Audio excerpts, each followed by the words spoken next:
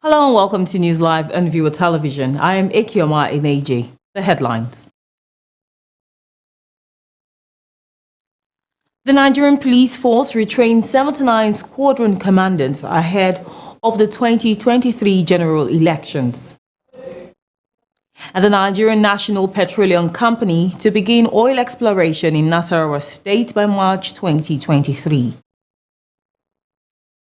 And the British Prime Minister Rishi Sunak pledges to provide heavy tanks to Ukraine.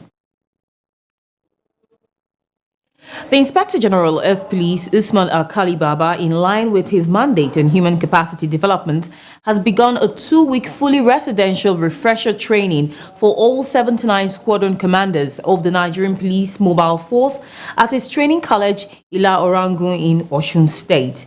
The program, which began on January the 9th, will end on January the 23rd, 2023. The training is geared at strengthening the operational efficiency of squadron commanders and ensuring a secure and hitch-free environment before, during, and after the 2023 general elections. The Nigerian Police Force spokesman Muyiwa Adejobi said the focus of the course includes the use of contemporary riot control gadgets for suppression of riots and other disturbances, crowd control techniques, ambush and counter-ambush diplomatic protection, combating internal security challenges and insurgency, as well as gun safety and weapons handling. Meanwhile, ahead of the 2023 general elections, the People's Democratic Party has asked security agencies to place the presidential candidate of the All Progressives Congress (APC) Bola Ahmed Tinubu and some members of the National Working Committee of the party on security watch list. Addressing a press briefing at the party headquarters in Abuja, the National Publicity Secretary of the PDP, Debo Olorungaba, said the call became imperative because of the alleged plot by the APC to derail the conduct of the 2023 general elections. He said the APC is also blackmailing critical election stakeholders to accede to its design to postpone the 2023 elections, particularly the February 25th, 2023 presidential election. PDP said following the charge given to the APC supporters by Tinubu in London that power was not served a la carte, the party had alerted the nation of a well-oiled plot by the APC to orchestrate security situation and promote circumstances to warrant the postponement of the 2023 general elections. And the Federal High Court has announced the appointment of 9 new judges of the court. This was disclosed in a statement issued by Assistant Director of Information of the court, Catherine Christopher. According to the statement, the Chief Judge of the court, Justice John Soho, made the appointment in his exercise of his constitutional powers and consequent upon the approval by the Chief Justice of Nigeria and Chairman National Judicial Council, Justice Olukayode Ariwola. It said the appointments are separate from the pending exercise for the appointment of 15 judges earlier approved.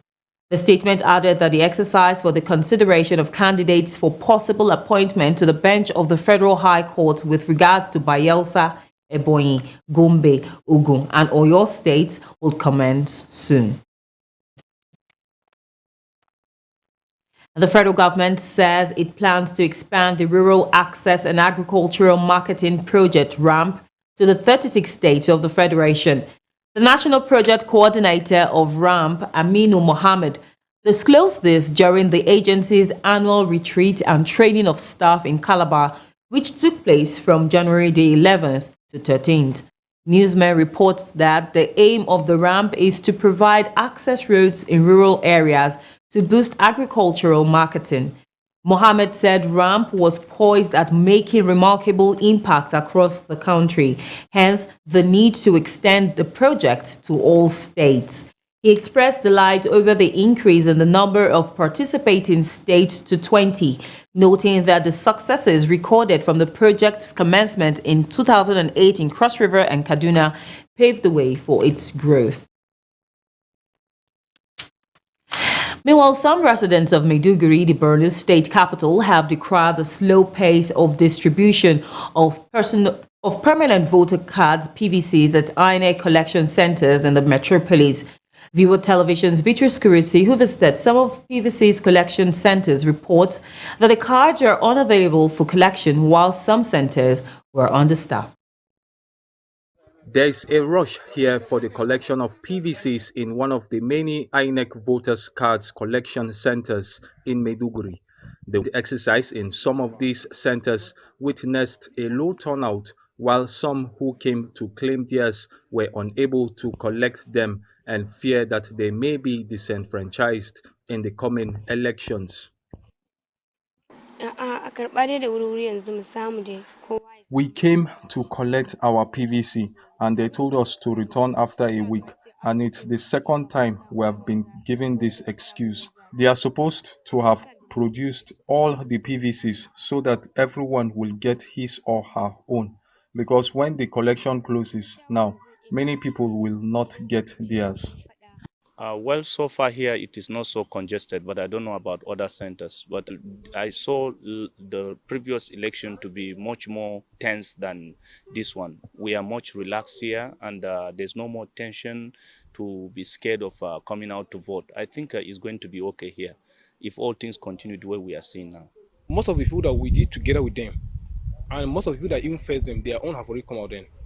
And we even asked them, but up to now still no response. Instead of us, they should respond in a polite way. So most of them, they used to be quarreling and be responding so harsh for us. Instead of them, because this is our right, and we're the citizen of Nigeria here. We have the right to vote and everything then. But up to now, we haven't seen any single of that. I come in early in the morning, 11:11. Nobody opened this place. That's why after praying, I came here again and collected. They also feel that the deadline for the collection of the PVCs should be extended. They're supposed to be about 5 or 6. This is about 60-something units in the same place.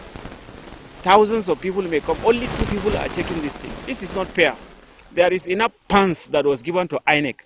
I believe they can recruit more people to make life easy. How many persons is he going to start? It's only one person that was working inside that place. But what about the rest? That's also challenges. Can you be able to give one person, even that person is sometimes the work that he was doing, he can be able to be tired ahead of it. But at least he have to need an assistant. But please, we need our PVC. Let them give us 120 vote. I think if people are not able to access it, I would advise that the extension should be granted for the masses to have access to it, since it is a very important. So far, more than 25,753 cards have been collected out of the 132,750 new PVCs received on Friday. With the collection of the PVCs billed to last for 2 weeks, some residents who couldn't get theirs are hoping that INEC will extend its collection deadline.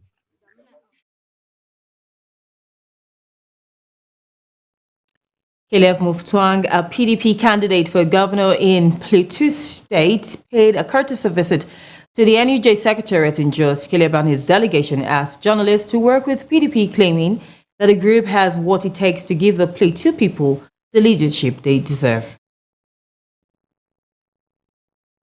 In order to strengthen their collaboration in projecting the party in advance of the 2023 elections, Barrister Caleb Mutfang, a PDP candidate for governor in Plateau State, is in town with other party stakeholders. They are paying the Plateau State chapter of the Nigeria Union of Journalists a courtesy visit. And we have always regarded the NUJ as a friend. We have always regarded the NUJ as a partner in our march towards ensuring that Plateau people get a good deal come 2023. We will be starting our campaigns formally, where we'll embark on a tour of the local governments, starting with our rallies in the 3 senatorial zones. And we count on the NUJ, we count on the media practitioners to partner with us in selling our plans and programs to the people of Plateau. We are persuaded that we have the message that Plateau people need to hear. Mutfan assures Plateau people of his commitment if given the mandate. We are coming on board to offer Plateau people credible leadership. Leadership is very key to progress in society.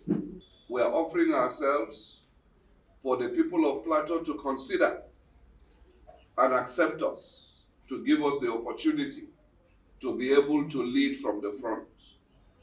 We intend, by the grace of God, that we'll confront the challenges of Plateau State within the context of Nigeria with boldness, with clarity, and that we will be able to bring in best global practices to bear on our local situation. This visit by PDP governorship candidate to NUJ hopes to strengthen the partnership ahead of the 2023 general elections. Nasr Saidu, VOA TV News, Jos. Borno women have been advised to unite in order to reduce the gap in the ration of women to men in the political arena of the state in the 2023 elections. Analysts say the participation of women in politics has strongly declined in Borno State due to cultural norms and religious sentiments. Nigeria is the most populous nation in Africa, with a population of over 200 million, with women constituting 49.95% of the number. In the political space, women comprise almost half of the electorate. According to the United Nations, the national average of women's political participation in Nigeria remains at 6.7% in elective and appointive positions, which is far below the global average of 22.5% target. Borno State has over the years experienced poor representation of women in both elective and appointive positions at the local government, State House of Assembly, as well as in ministries, departments, and agencies of government. In the 2023 elections, 16 women are contesting for political offices in the state, but some residents fear that they may not win. Yau ka tsaya chairman, ka tsaya rep, ka tsaya sanar kana shigar fice na siyasa, to dole ka jajirce ka shiga jikin mutane soka kuma ya zama kai mai yin alheri ne. Most of the women politicians are not popular like the few ones we have. For you to be well accepted, you have to be the given type. Empower people like giving them employment and others. Da akwai wata matan da ana kiranta Inna Galadima. Ita ma ta dan fito amma yanzu ta koma baya. An danna ta.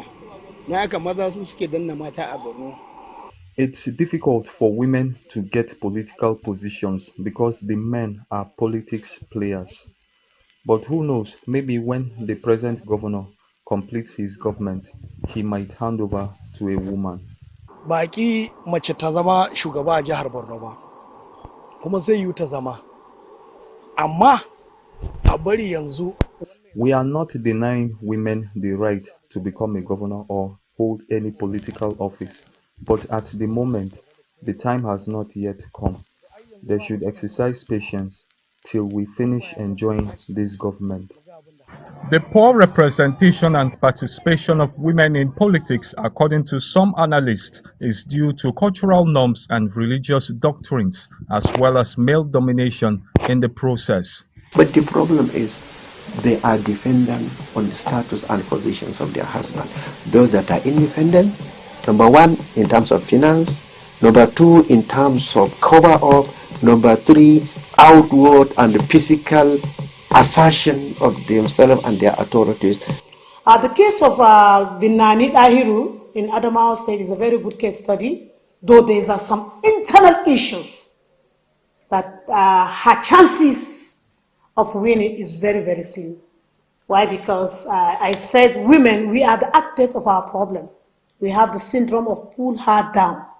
We don't celebrate fellow women like us. We have to give women chance. When we say we're talking about gender equality, we are not saying we want to be equal with the men.